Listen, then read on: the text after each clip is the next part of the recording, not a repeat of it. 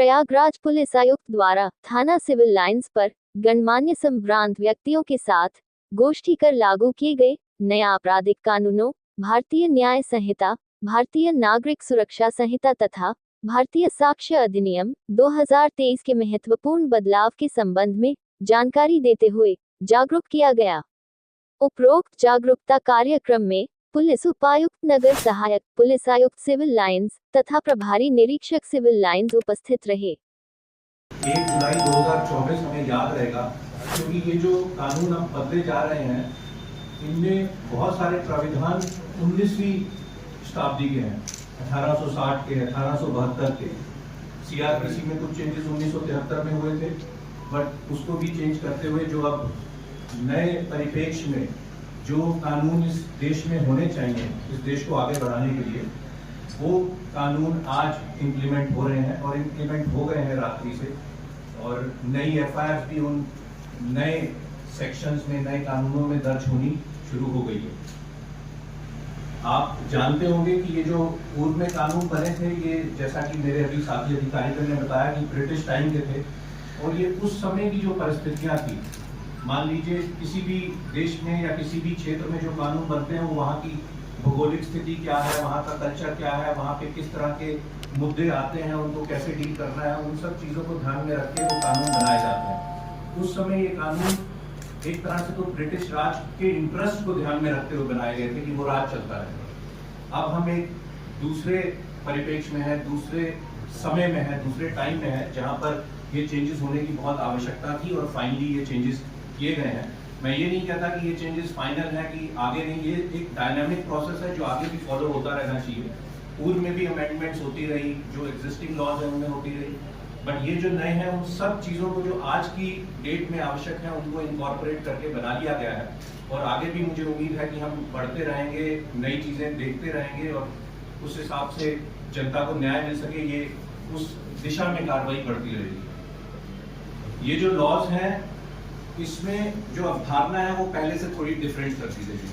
पहले उद्देश्य होता था दंड देने का, अभी भी क्राइम होगा तो दंड तो उसके साथ रहेगा, परंतु मेन फोकस आधार था दंड देने का। अब मेन फोकस है कि सुधार कर सके, न्याय दे सके।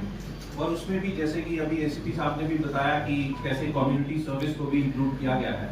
तो कुल मिला के ये है कि हम दंड को अपना बेसिस ना मानकर हम न्याय को, जस्टिस दिलाना अपना आधार बनाए। और इसमें नए कानून में न्याय को, समानता को, निष्पक्षता को, इसको हाईलाइट किया गया कि ये हमारे गाइडिंग प्रिंसिपल्स होंगे जिनके आधार पे ये कानून बनाए गए हैं और इनको इम्प्लीमेंट किया जाएगा। जहां तक चेंजेस की बात है, अब आवश्यक है कि सबको उस चीज की जानकारी हो। मैं समझता हूं कि धाराएं तो अभी जो पुलिस के भी कर्मचारी, अधिकारी होंगे, सारे उन धाराओं को नहीं जानते होंगे, बट जो मुख्य चीजें हैं जो जनता आती है कि मेरा ये मुकदमा था, इसमें कार्रवाई नहीं हुई, वो चेंजेस धीरे धीरे से जनता तक पहुंचाने आवश्यक हैं, जिसकी आज एक शुरुआत है कि आप लोग भी इसमें हिस्सेदार बनेंगे और इसको आगे पहुंचाएंगे।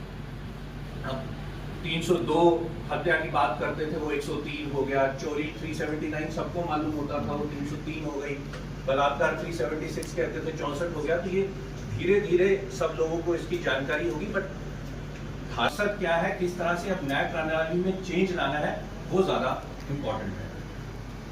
तो इसमें जो मुख्य तौर पे मैं ये कहना चाहूंगा कि इसको पब्लिक सेंट्रिक करने के लिए बनाया गया, पीपल सेंट्रिक करने के लिए, कि जनता जो है उनके हितों को ध्यान में रखा जाए। बहुत सारी प्रोविजंस उस हिसाब से डाली गई हैं कि जनता को सुविधाजनक हो।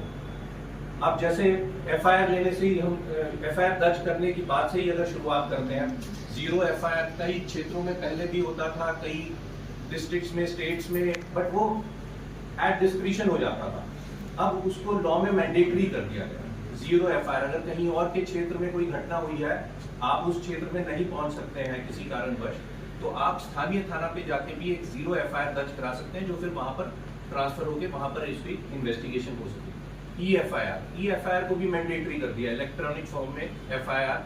जरूरी नहीं है कि थाने पे पहुंचकर फिजिकली प्रेजेंट होकर आप अपनी शिकायत दर्ज कराएं और एफआईआर दर्ज हो, ई एफआईआर के रूप में भी दर्ज किया जा सकता है। एफआईआर की फ्री कॉपी को भी देना मैंडेटरी कर दिया गया है। जैसे कि बताया कि इन्वेस्टिगेशन जब होगी तो पब्लिक को ट्रांसपेरेंसी रहे, पता रहे कि इन्वेस्टिगेशन में हुआ क्या है। अभी लोग आते हैं, जानते हैं कि भाई हमने एफआईआर दर्ज कराई थी, हमें नहीं मालूम है क्या है। तो ऑफिसर्स हैं, कोशिश करते हैं कि अच्छा हमारे पास भी कोई आता है तो हम थाने से पता करके बताते हैं कि इसमें क्या हुआ, अपने ऑफिसर से बात करके बताते हैं। हो सकता है इंपॉर्टेंट केसेस हो, हमें जानकारी हो, हम उसमें बताते क्या हो। But now it is mandatory कि जो विक्टिम है, कंप्लेनेंट है, उसको प्रोग्रेस ऑफ इन्वेस्टिगेशन के बारे में पता हो। और ट्रांसपेरेंसी का एक और लेवल ये भी है कि ट्रायल चल रहा है, ट्रायल में मुकदमे को किसी वजह से वापस लिया जा रहा है। विड्रॉल ऑफ प्रोसिक्यूशन जो होता था कुछ केसेस में, कुछ मापदंड जो वो केसेस पूरा करते थे और कुछ सर्कमस्टांसेस में, उनमें भी विक्टिम जो है, जो कंप्लेनेंट जो है, उसको बिना सुने कोर्ट को वो डिसीजन नहीं लेना। तो ये ट्रांसपेरेंसी इसमें है कि विक्टिम को सुना जाए, कंप्लेनेंट को सुना जाए, उसकी बात सुनने के बाद ही ये निर्णय लिया जाए कि ये प्रोसिक्यूशन विड्रॉयल के लायक केस है कि नहीं।